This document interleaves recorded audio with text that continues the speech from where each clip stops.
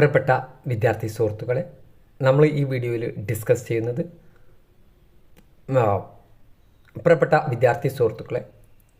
വീഡിയോയിൽ ഡിസ്കസ് ചെയ്യുന്നത് എങ്ങനെയാണ് ഇക്വിലിബ്രിയം പ്രൈസും ഇക്വിലിബ്രിയം ക്വാണ്ടിറ്റിയും കണ്ടുപിടിക്കാം. അതുപോലെ തന്നെ ഇവിടെ തന്നിരിക്കുന്ന ക്വസ്റ്റ്യനിൽ മാർക്കറ്റ് ഡിമാൻഡ് ആൻഡ് സപ്ലൈ ഷെഡ്യൂളും കൂടി കാണാൻ പറഞ്ഞിട്ടുണ്ട്. ഡിഫറെൻറ്റ് പ്രൈസ് ലെവലിൽ അതും കൂടി എങ്ങനെയാണ് കാണുന്നത് എന്നുള്ളത് ഞാൻ പറഞ്ഞുതരാം.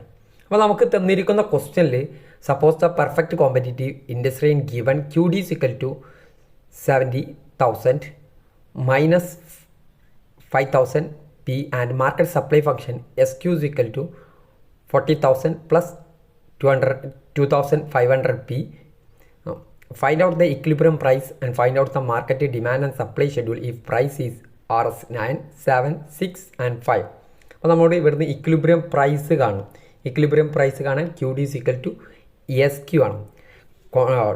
ഡിമാൻഡും സപ്ലൈയും ഈക്വൽ ആകുമ്പോഴാണ് ഇക്വിലിബ്രിയം പ്രൈസ് കിട്ടുക.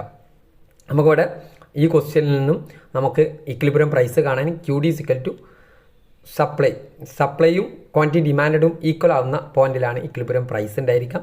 Equilibrium price is equal to 70,000 minus 5,000 P equal to 40,000 plus 2,500 P.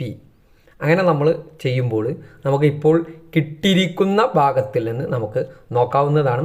ഇതിലേക്ക് എന്ത് ചെയ്യുക, ഈ 40,000 ഇങ്ങോട്ട് കൊണ്ടുവരാം. ഈ 40,000 കൊണ്ടുവരുമ്പോൾ 70,000 മൈനസ് 40,000 ഈക്വൽ ടു ഈ 5,000 P ഇങ്ങോട്ടും കൊണ്ടുപോകാം. അപ്പോൾ എന്താണ് 2,500 P പ്ലസ് 5,000 P. അപ്പോൾ ഇവിടെ 70,000 നിന്ന് 40,000 കുറച്ചാൽ 3,000 P കിട്ടും. ഇവിടെ 2,500 P equal to 5,000 P 7,500 P എന്ന് കിട്ടി. എന്നിട്ട് എന്ത് ചെയ്യാം, 30,000 ഈ 7,500 ഇങ്ങോട്ട് കൊണ്ടുമ്പോൾ ഹരിക്കണം, നമ്മുടെ ഗുണിക്കണം എന്നാണല്ലോ.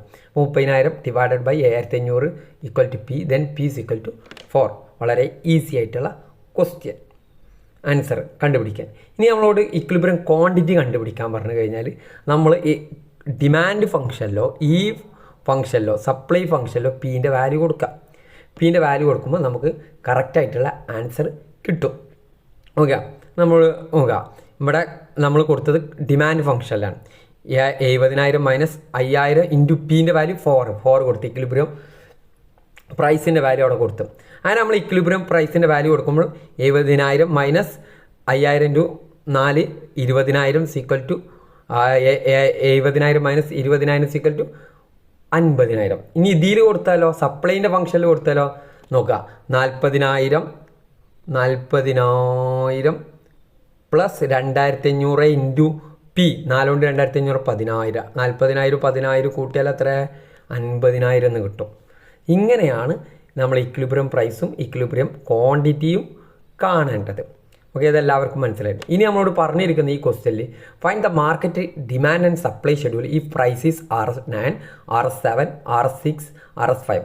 ഇതിന് നമ്മൾ വളരെ ഈസി ആയിട്ട് ചെയ്യാൻ പറ്റും. നമ്മൾ എന്ത് ചെയ്യുക, പ്രൈസിൻ്റെ വാല്യൂ ആദ്യം കൊടുക്കുക. ഓരോ 9, 7, 6, 5.